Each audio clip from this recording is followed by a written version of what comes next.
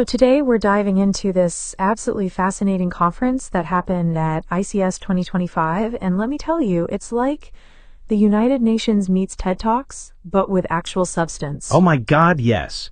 And the star of the show was this brilliant political analyst, Larmbert Ebitu, who's basically the African version of Henry Kissinger, minus the controversial baggage and plus actual credibility. And can we talk about his credentials for a moment? I mean, this is someone who's been featured on RT Media and practically every major outlet in Uganda.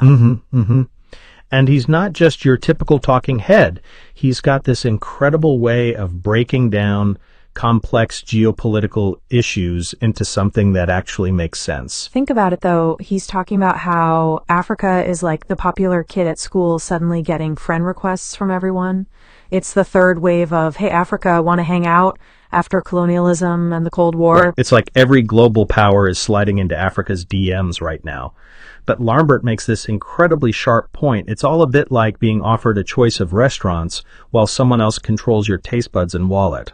And let's not forget the historical context here. We're talking about a continent that's been through waves of external interest before, and none of them ended particularly well for Africa.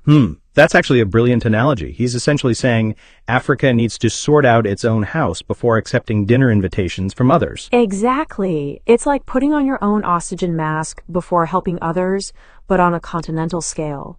And you know what really got me? His take on these so-called beneficial alliances. The way he dissected that whole foreign investment is always good narrative was just chef's kiss. Oh, God, yes. It's like saying a python helping you with a hug is doing him a favor. And can we talk about how refreshingly honest his approach is? No sugarcoating, just straight facts about the reality of global power dynamics? Well, when you put it that way. But what really strikes me is his approach to Pan-Africanism on social media.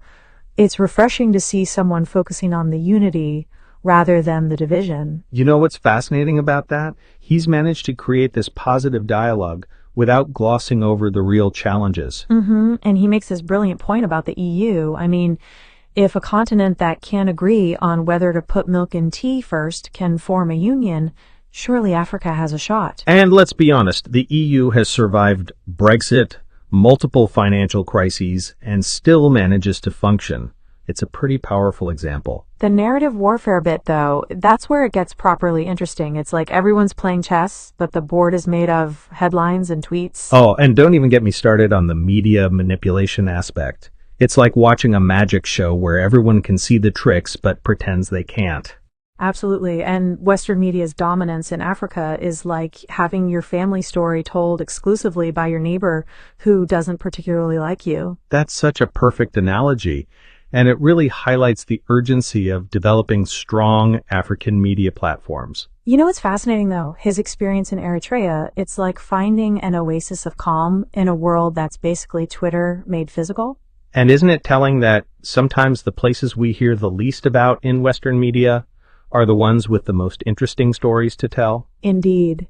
And the whole conference seems to have been this perfect melting pot of ideas. Though I have to say, discussing geopolitical alliances in person rather than over Zoom must have been refreshingly civilized. Well, when you're not dealing with people forgetting to unmute or cats walking across keyboards, you'd be amazed at how much actual discussion can happen. And the energy in these face-to-face interactions must have been incredible. You can't replicate that kind of intellectual exchange through a screen. And that's really the heart of it, isn't it? Real people having real conversations about real solutions.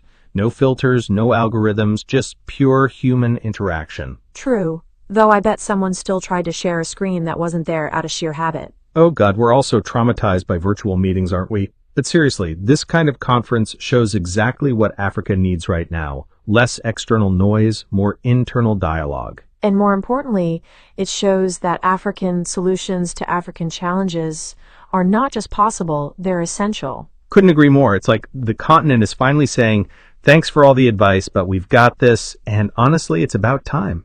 And you know what? I have a feeling this is just the beginning of a much larger conversation about Africa's role in shaping its own future. Absolutely. And with voices like Larmbert's leading the way, that future is looking increasingly bright.